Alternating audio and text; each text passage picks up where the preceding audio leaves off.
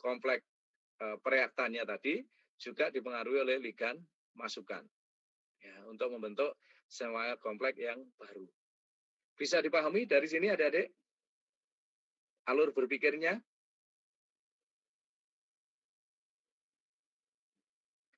Atau ada yang masih ingin ditanyakan? Monggo.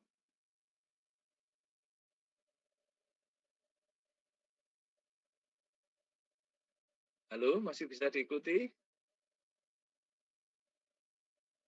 Masih, Pak. Masih bisa, Pak. Ya. Bisa dipahami ya alur berpikirnya ya. Jadi pertama tadi secara teoritisnya kita menentukan, oh ada SN2, ada SN1. Kemudian kita secara laboratorium mencoba ya, kalau nanti SN1 atau SN2 kita lihat yang pertama melalui reaksi akuasi ya. Jadi di sini yang kita variasi hanya pereaktannya. Kalau ini nanti benar berpengaruh terhadap laju, oh berarti ini mendukung ke SN1. Kemudian yang kedua, anasi ya. Ini Y-nya kalau kita variasi gimana? Apa-apa berpengaruh terhadap laju. Kalau berpengaruh berarti SN2 ya, karena gugus masukan mempengaruhi. Tetapi kalau ini tidak mempengaruhi, berarti mekanisme reaksinya adalah melalui SN1. Contoh ini ya, perhatikan data kelajuan dari reaksi akuasi ya. Akuasi berarti yang pertama ya. Untuk kompleks CO3 berikut. Nah, ini ya, ini adalah ligan tinggalan. Ya, ini untuk kompleks kobal ya. Berarti ligantan tinggalannya adalah amin ini ya, sama ligantan tinggalannya. Yang diubah itu adalah ligan tinggalan, ligan yang akan digantikan oleh kompleks aku. Ya. Ligan yang akan digantikan oleh kompleks aku ini ya. Jadi sama reaksinya di sini. Ini adik-adik perhatikan ya, ini ligan tinggalannya. Ini adalah yang ini ya, yang akan digantikan tinggalan. Ini I, H2O, Cl, SO4, F, N3, NCS. Ini ya. Kemudian ini adalah kelajuan. Ya. Semakin ke sini ini lajunya cepat, terus semakin ke bawah lajunya semakin lambat. Nah, kira-kira dari data ini, kalau nanti ada dilakukan penelitian di laboratorium ya, jadi dengan mengukur produk pada kesetimbangan, dibagi dengan produk pereaktan pada kesetimbangan, menghasilkan K kan ya, gini ya. Nah, ini gimana kira-kira adik-adik? Ini pada reaksi akuasi ini, data ini kira-kira mendukung ke arah mekanisme reaksi substitusi bimolekuler atau unimolekuler?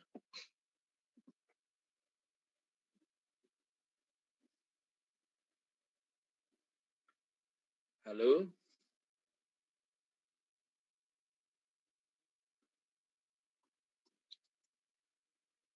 Gimana adik-adik? Ada yang bisa mencoba? Ya? Ada yang mencoba untuk memberikan opini? Mendukung ke yang mana? Bimolekuler atau unimolekuler?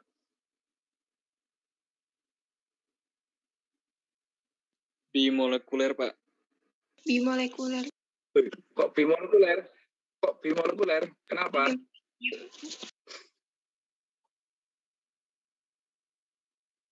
Diperhatikan lagi ya, ini ya. Ini tadi kan reaksi akuasi ya, Dede ya. Itu tadi kan reaksi akuasi. Jadi yang divariasi kan ini. Betul ya? Berarti laju reaksi itu kan hanya ditentukan oleh pereaktannya saja ya. Karena gugus masukannya kan tidak kita variasi. Tetap H2O. Betul ya? Jadi kalau ini yang kita variasi, berpengaruh tidak terhadap laju. Dari sini kan berpengaruh terhadap laju. Ya, H2O-nya tetap. Berarti ini kan ditentukan oleh apa laju reaksinya? Ditentukan oleh reaktannya saja, ya toh? Ya, berarti kan mendukung ke arah mekanisme yang mana? Uni atau B? Uni. Mendukung ke arah yang unimolekuler ya. Akuasi untuk unimolekuler. Berikutnya lagi ini adik-adik ya. Untuk mekanisme reaksi anasi. Anasi ya. Ini pereaktannya. Anasi berarti kan di sini ya. Anasi. Iya.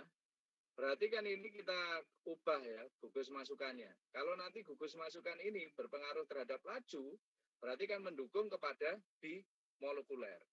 Sebaliknya kalau Y yang kita variasi ini tidak mengubah terhadap harga laju, maka bisa kita katakan bahwa mekanisme reaksi Anasi ini juga merupakan mekanisme reaksi yang melalui jalur SN1 atau unimolekuler.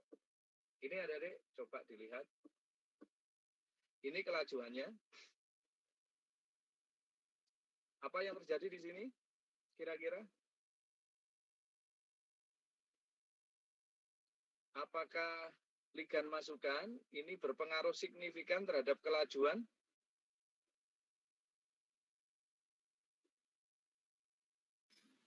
Ya, Pak. Tidak ya. Jadi karena ini tidak berpengaruh signifikan terhadap kelajuan, berarti mekanisme reaksi Anasi ini sebenarnya kan hanya dipengaruhi oleh reaktannya saja kan gitu ya. Hanya dipengaruhi reaktannya saja. Jadi ini tidak mempengaruhi. Karena ligan masukan ini tidak berpengaruh secara signifikan terhadap kelajuan, maka pada mekanisme reaksi Anasi ini juga mendukung atau lebih reaksi Anasi ini lebih pada mekanisme reaksi SN1 ya, pada mekanisme reaksi SN1. Seperti itu ya kira-kira ya. Walaupun secara teoritis itu ada dua kemungkinan, tapi di sini kita dari dua data laboratorium tadi kita bisa melihat bahwa keduanya itu mengacu pada SN1. Nah, sekarang yang berikut dari data ini kita juga bisa melihat adik-adik ya. Di sini itu adalah untuk pengaruh ligan tantinggalan ya pada kelajuan hidrolisa asam ya, pada reaksi akuasi ya pada keadaan asam. Ini ya. Kalau ligan tinggalan berarti kan ini ya, ligan yang tidak diganti gitu ya, ada ligan tinggalan. Nah, ini yang pertama ya. Ini untuk ligan tinggalannya. Ini yang kemudian yang kedua, ini yang ketiga ya. Kemudian ini yang keempat, ini yang kelima ya, 6, ke-7. Nah, Anda perhatikan di sini untuk ligan tinggalan tadi yang mempengaruhi apa? Tadi yang di tabel tadi untuk ligan tinggalan ya. Ini tadi kan untuk ligan tinggalan ya. Adik-adik bisa kembali lagi ke sini ya. Untuk ligan tinggalan itu ada dua ya. Satu adalah muatan, kedua adalah ukurannya. Ya, muatan dan yang kedua adalah ukurannya. Ini terhadap kecepatan ya melalui reaksi disosiasi ya. Ini ada dilihat di sini ya. Terus kemudian kita perhatikan data ini.